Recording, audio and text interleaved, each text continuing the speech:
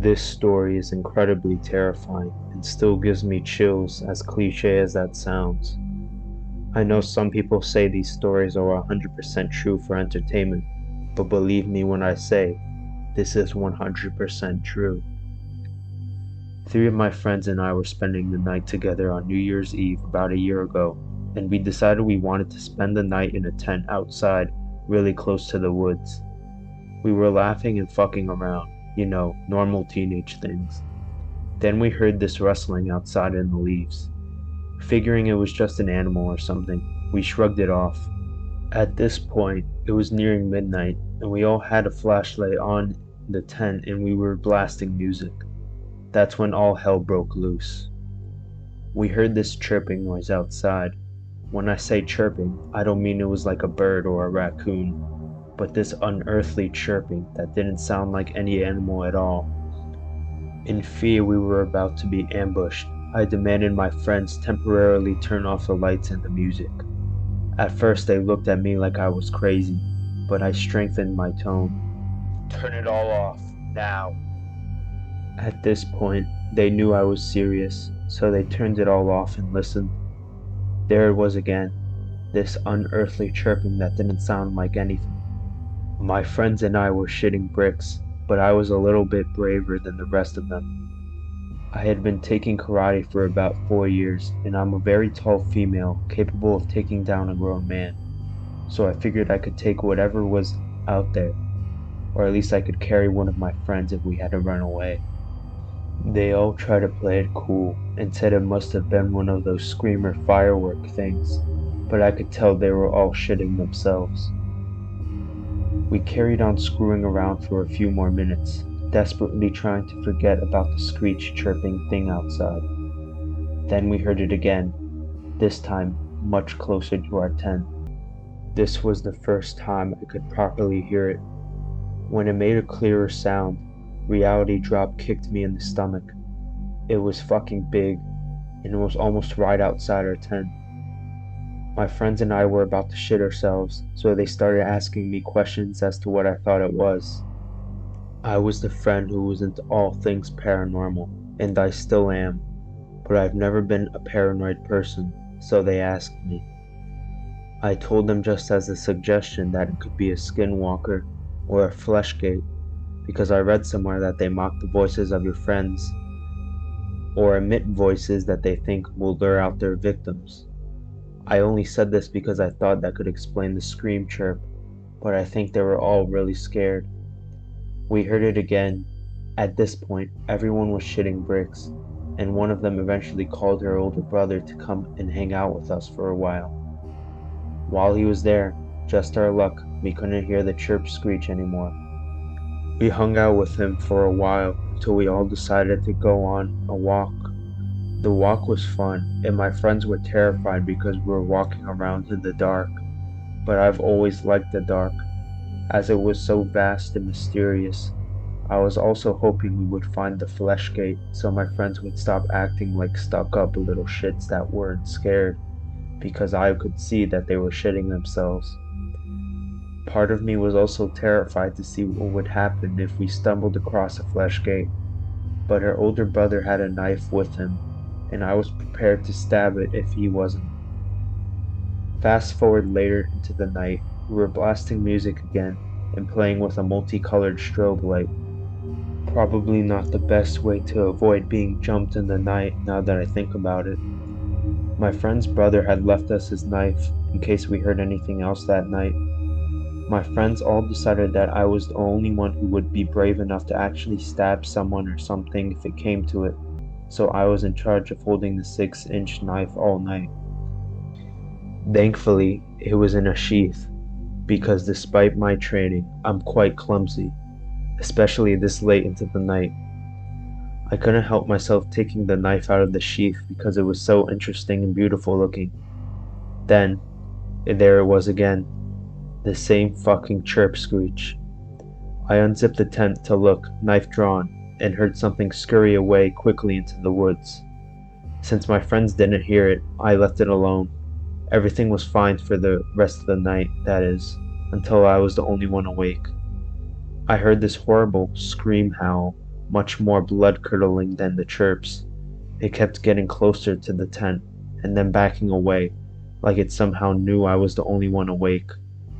It circled us, made itself sound distant, then came back with another howl. One of my friends briefly awoke and told me it was probably someone having a party, but I could tell she was just saying that so she could get the sleep she desperately needed. Me, however, I could go 3 days straight without having to sleep once. I was perfectly fine without sleep unless I had a long day of school the next day or something. Believe me when I say I didn't let my guard down once. I listened to this thing and the location the cries took place. I wasn't about to let some fucking fleshgate or some shit come and kill my friends and I on a night that was supposed to be fun. I drew the knife a few times and practiced slashing the air in case it attacked, but it never did. The fucker just spent hours taunting me, trying to draw me out. I was incredibly tempted to run out there just to get a look at it, but I knew that was exactly what it wanted, waiting for me not to be in the group so it could just pick the threat off, then my friends. There was no way in hell I would let it anywhere near my friends. The older brother had left to go to a friend's house later that night as well, and the friend we were all staying with lived with her grandma. No strong men. I lived around the neighborhood and both my mom and dad were home. My dad is a big guy standing at 6'2", strong as hell, but it would be too far to run. I couldn't go out there to see what it was even if I wanted to. Even though I'm pretty damn fast, I was weak considering how late it was, and I would become this thing's prey. Knowing this, I just laid back, knife at the ready, listening in absolute order. You don't know what true vulnerability is until you're on the outskirts of the woods in a tent with 3 lives in your hands while some paranormal creature is hunting you, teasing you, and you only have a close combat weapon that you're not even certain would put a scratch on it. I sat there in silence until around 6 in the morning when I was certain it had stopped. I couldn't take it anymore. The damn thing had driven me insane. My work there was done and I was certain it was gone. I left the knife on my pillow and the note that said I went home and I wasn't dead, so I could reassure my friends when they woke up later on. I began to walk home to my house, with the streets poorly illuminated by street lamps. To make matters 10 times worse, my glasses were smudged and I could barely see a fucking thing out of them. I knew it was better to my advantage if I kept them on though, because I'm blind as a bat. I scanned my surroundings my whole way there, keeping my eyes on every direction this thing could attack me from. The fucker was probably just waiting to get me alone, but I wasn't going to let it do anything to me. When I finally got to my house, the door was unlocked to my relief, so I could get in without my parents hearing me. Unfortunately, this was 6 in the morning, and as I mentioned before, I'm clumsy as ever, so I bumped into everything as I tried to navigate myself to my room, where I forced myself to go to sleep. After that, when asked, my friends would say it was a screamer firework or some animal, but I can tell they were scared and just trying to make sense of it all.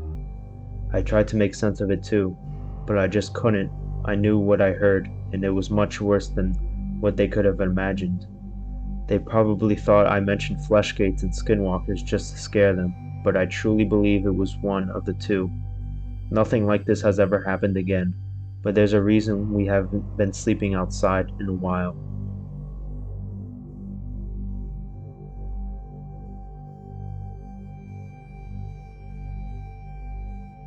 This happened on New Year's Eve 2021 when I was 17 on the now deleted app called It's Me. It was an app where you could talk to people all around the world without the fear of showing your face, as you created your own animated avatar. Looking back, the app was really enjoyable, and I met people that I'm still friends with today. But most people who used It's Me could agree that it could get toxic. Many users, including myself, trolled parties which were basically live streams where a host could allow 3 other people to be talking with them, and the party's guests could comment in the chat. One time I was trolling a party when I was new to the app, and the host, unbeknownst to me, was quite notorious on the app and had already a large following. Before this, I never heard of the host, although I knew a couple of her friends. Usually the people I trolled didn't have the reaction I wanted, but this time, me and the host were arguing back and forth for a while, with the party getting many guests and the comments going crazy. After the party, I texted her on the app, going back and forth with her again until we were full on fighting and I asked her to pull up.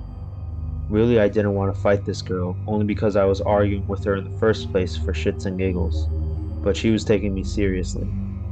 She told me she lives in Chicago and I lived in Milwaukee, so I thought there's no point in driving 1 hour and a half just to fight a girl that I've never even met. At the time, I was stupid, and me fighting with this girl wasn't far-fetched. It got to the point where this woman wouldn't shut up, so I did something I still regret to this day. I told her I'd meet her at her place if she was still willing to fight, and she accepted. I hopped in my car and put her address in the GPS. Not gonna lie, the apartment building she lived in looked very sketchy, but I didn't really care. I brought my twin sister with me, just in case that woman had people with her to jump me. As we pulled up, I saw a girl who looked to be Hispanic and had sneakers and a hoodie on, so I presumed it was her because of her accent and her clothes. I told my sister to wait in the car because she looked to be alone. I ran up to her and we started fighting. Not to brag or anything, but I've been in many fights growing up, so I do know how to defend myself properly. To be honest, I was getting the best of her when out of nowhere some guy proceeds to pick me up and try to separate us. At first I thought it was some kind of security of the apartment building, but he wasn't wearing any kind of uniform. Actually, he looked quite a mess looking back, and he reeked of alcohol too. He managed to somehow separate us even though at this point I was going crazy, and the woman was still trying to get little hits in. By this time, my sister came out of the car when she saw the guy getting involved, and presumably the woman's friend who came from inside the building trying to hold her back. After we were separated, the guy literally starts dragging me to a rusty, beat-up black Honda that was parked nearby. I started fearing for my life and screamed my sister's name. She came sprinting, but the guy had already opened the trunk and threw me in, trying to shut the trunk. I was kicking and screaming, but he was really strong and managed to shut the trunk. My heart practically stopped when I felt the car speed off. I can still remember my sister's screams for help. We drove for 5 minutes and I'm claustrophobic, so I was frantically trying to get out of the tiny trunk. I was texting my sister, and luckily she informed me she had called the police already and she was following the car. After a few minutes, the car stopped and he lifted the trunk and dragged me by my hair into some house that looked run down and dirty from the outside. He practically threw me into the house, and I saw my sister running after the guy with the baseball bat we brought just in case anything bad was to happen. She managed to get one good hit on the man with the bat, but he kicked her off and locked the door. Even though I heard sirens nearby, I was still terrified of what he was going to do to me. He dragged me into some room in the back of the house, and the whole time I was fighting him off as best as I could. The police burst in a couple seconds later, however, and tackled the man. Surprisingly, he didn't resist and was quite calm, letting them handcuff him. I was reunited with my sister, and in that moment I realized how precious life can truly be. Ever since that day, I changed for the better. Me and my sister no longer fight with anyone, and we've definitely grown up a lot in the past year. After the incident, the woman I was fighting with left the app. I never told anyone on It's Me what happened, not even my friends, as I was afraid no one would believe me. So if there's anything to take away from this story, it's not to make dangerous decisions like I did that day, pulling up to a sketchy neighborhood to fight a stranger.